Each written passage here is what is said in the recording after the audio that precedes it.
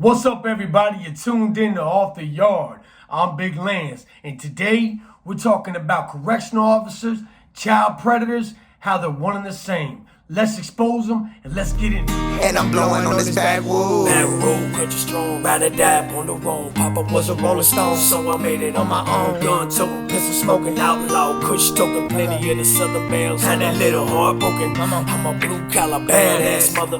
Never been in coward, sure as hell ain't a sucker. My hands stay dirty, clean money that I'm earning all work. When I start back to it in the morning. Family first, ain't no other way I see it. Bust a 12-hour work day and wake up and repeat it. Good afternoon. Happy Saturday, man. I hope everybody's life is truly blessed. I hope that everyone's staying sucker free, man. We're here at Off the Yard. We tell the realest shit that ain't nobody trying to talk about. I started going to the juvenile system about 11 years old. In my opinion, that's way too young for anybody to be incarcerated. In my opinion, I think that if you're a parent and you are sending your child to a juvie home, you failed as a parent. That's just facts. We all talked about how the inmates, the juvenile inmates, can be just as savage as the adults. We talked about how that young man was brutally beaten and raped and left for dead in a shower stall in a puddle of his own shit and blood. Now that's real. It hurts me to tell that story. It pains me deep in my soul, man, but we have to do that. We have to talk about it. We have to put it out there. Because if we don't, then society just goes on about their lives, man, thinking everything is hunky-dory. Oh, the administration would never let that happen to a child. The administration would never let a child be brutally harmed, savagely, like that young man was. I was in a place called Bragg Hill Juvenile Detention Home when I was a young child, 11, 12, 13, up to the age of 15 when I went upstate. Now, there's a lot of shit that I saw, man, that we're going to talk about that I haven't talked about in a long time. I've never talked about on my channel in the last 2 years, but I think that the world needs to hear it. So many of these channels talk about the brutalization of inmates by other inmates, or COs beating on convicted murderers and adult felons. But the things that I saw in these juvenile homes was far beyond whatever I saw in the adult system. And that's unfortunate because it's easy to intimidate kids as an adult. It's easy to tell a child, if you tell anybody, then I'm going to do something to your mama, or I'm going to do something to your daddy, or I will make sure you never go home and see any of them again. In this juvenile home, there was two wings. There was A wing and B wing. A wing, it was all guys. B wing, it was kind of mixed. It had like the first area was the guys, the back area was the females. And just as a little bit of a lighter note, as young men, what we would do is during the shower time, they would walk the females down the tier and we would throw water up underneath our doors so we could see the reflection of the little heinies. We were perverts. We were kids. That shit is normal though. But we started to notice things during the nights. We started to hear things. We started to see things that we knew weren't right. There was a couple of the COs there, guards, that were doing things to the kids that in our hearts we knew was wrong, but we also knew there wasn't shit we could do about it. It was about 2 o'clock in the morning, and I'm sleeping. And prison is a quiet place at night for the most part, around this time. A lot of times you'll have guys that'll stay rowdy up till about maybe 1 o'clock at the latest, but usually by 2 o'clock in the morning, everything is dead quiet, and all you have is your senses. Everything is heightened because that's all you have. You don't have the distractions like you have out here. So you hear, see, smell, taste everything. I remember hearing a muffled sound like somebody suffocating or somebody struggling. And I kind of rolled over and opened my eyes. You know how you just kind of break out of a sleep and you just lay there for a minute and try to adjust to what you're hearing. And that's exactly what I heard. And then I heard whispers, but it was an aggressive whisper. You know, basically saying, shut the fuck up. Now I want you to just visualize, if you can, for one moment, and I'll get back to the story. Visualize yourself when you were a 12 or 13-year-old child.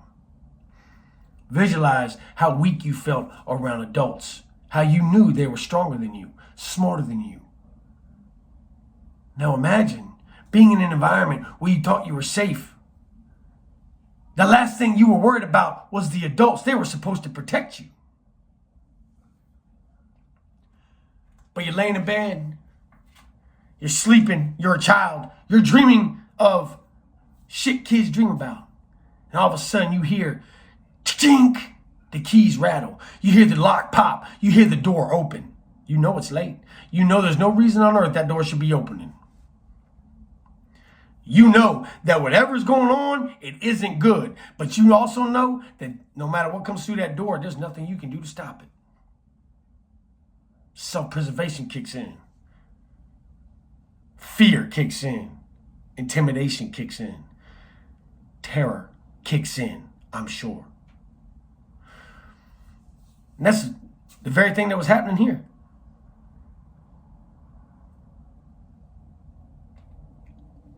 The door popped. It was 2 guards had gone in on a 13-year-old child.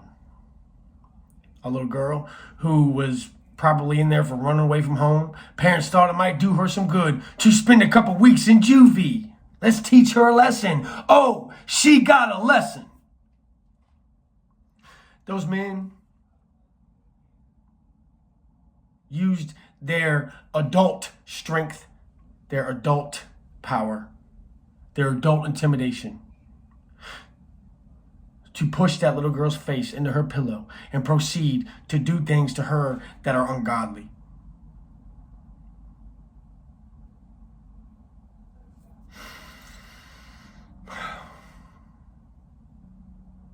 Imagine again.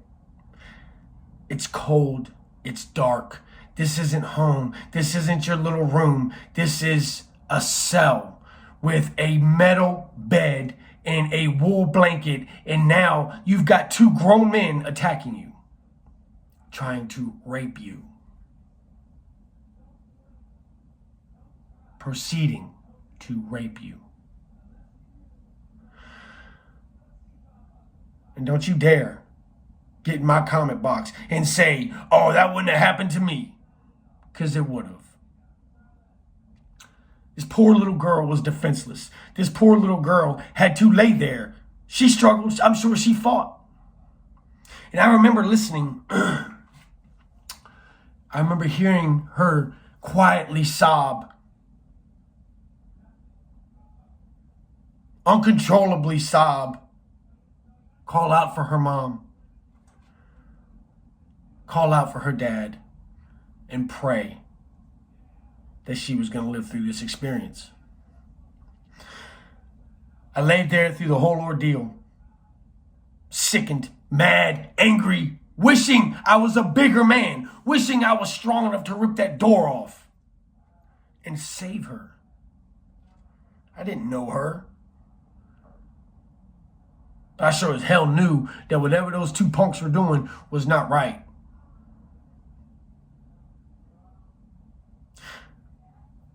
I remember hearing the keys jingle. I remember hearing them buckle up their belts. And I remember hearing that door shut again and hear them laughing and so proud of what they had done. And didn't give a fuck who heard it because there was nothing we were going to do about it. Who were we going to tell? Our parents? Ha! It's their word against ours. Who are they going to believe? A bunch of convicted child criminals?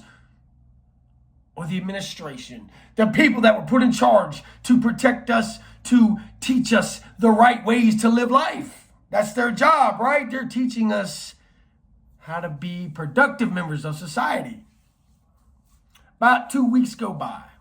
That little girl walked around that unit until she was finally released. And I don't ever think that I heard anything else from it. I'm sure she was terrified. I'm sure she was embarrassed. I'm sure she did not want to get out of there and relive that whole ordeal through a court case. Because unfortunately, what happens is, if you tell them what you have to do, you have to get up on a stand and tell hundreds and thousands of people what happened. Or you can just go on about your life and forget about it, push it down into the basement, push it down to the vault, and just forget it ever happened. I prayed for death for these guys. I prayed that they wouldn't show up to work for this shift. But every day, like clockwork, there they were. And we had to look at them in the face. We all knew what they were doing. But what happened next?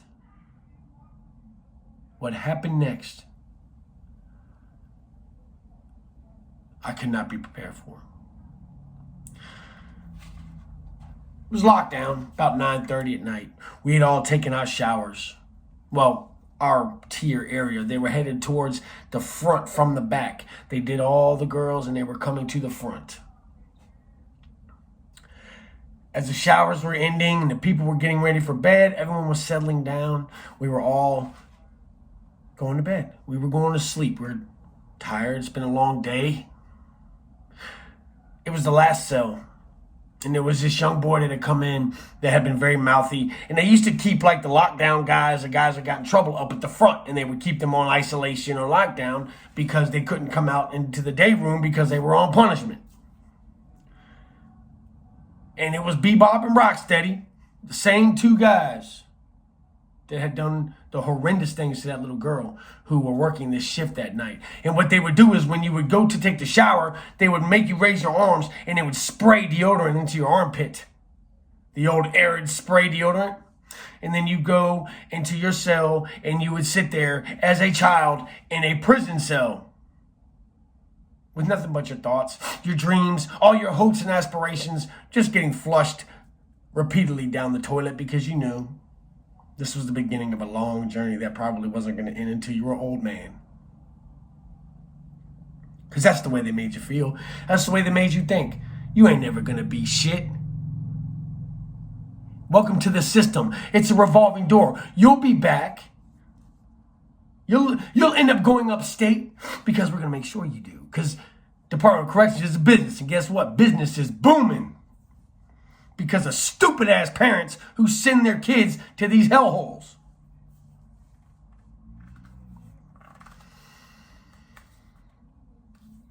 The shower stopped, and it was that eerie silence once again, man. That eerie silence. And you heard the muffle.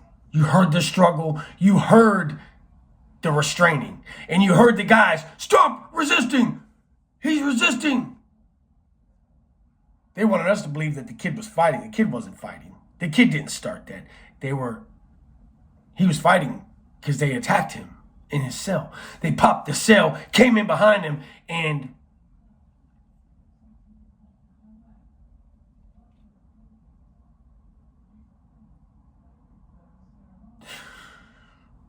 I can't even imagine what was in that boy's mind, what was in his thought process was at the time. Can you fucking put yourself there? Can you imagine you're coming in?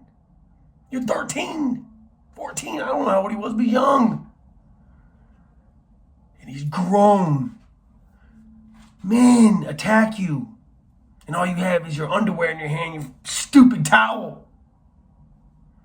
And your fear. And your terror. These men were supposed to protect us. These men were supposed to make sure that shit was good. They weren't doing that. They were hurting us. They took that boy and they pushed him and restrained him onto his bed.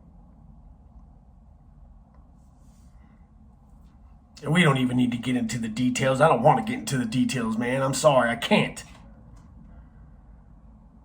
I almost threw up getting into the details from her. But are you getting it? Are you understanding? Are you starting to see why a lot of us are messed up as adults? Because we started in this juvenile system very early. We saw shit that we never should have seen. This is shit that they're doing in third world countries, man. You ain't supposed to do that here. We're told from a very young age that shit is wrong, man. We know it's wrong.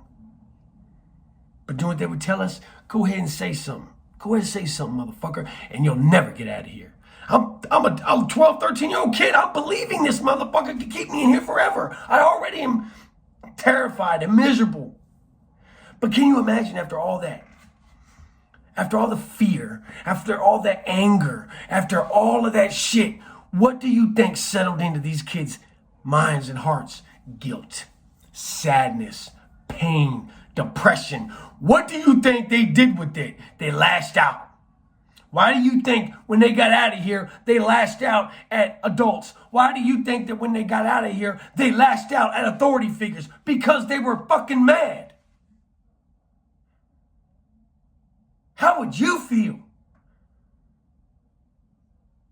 I know that most of y'all grew up in a nice home and you watch National Geographic or you watch this or you watch that and you think that that's what it really is. It's not, man. Why do you think they don't do a lot of specials on juvie homes? Because they don't want the juvies talking.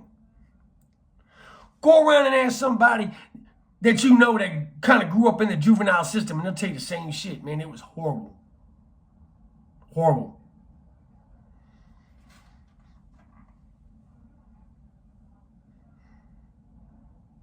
Think about it.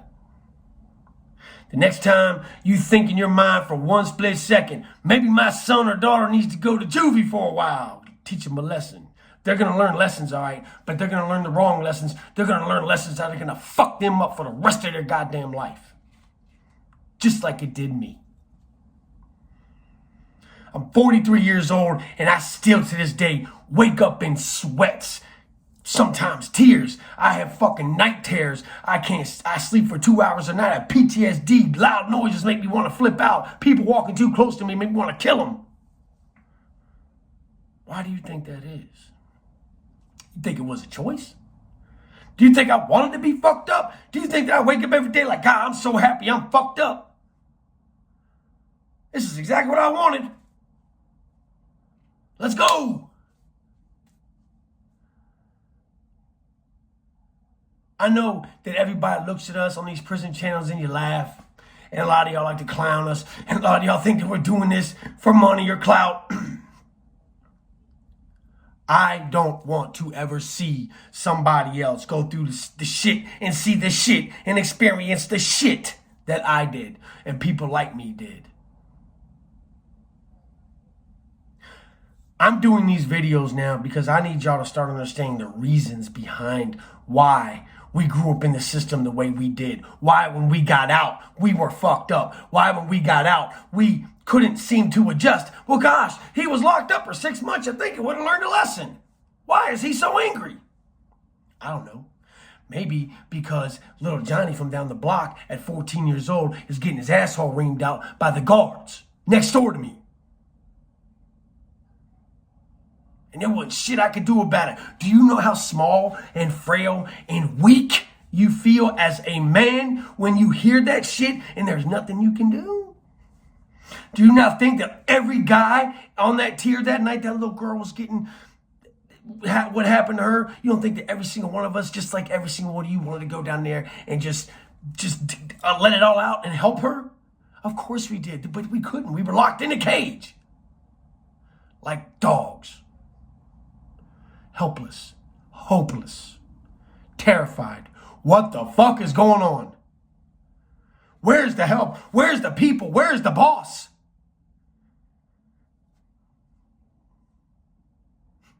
So y'all can look at me and with your nose up in the air when I walk into the gas station and you can say, oh, he's just a loser.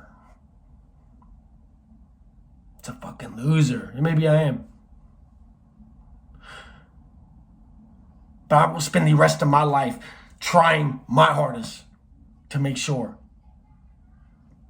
that people hear and know and see what the fuck is really going on. Gladiator gang, I love you. Stay up, stay out, and as always, stay sucker free, man. Be blessed.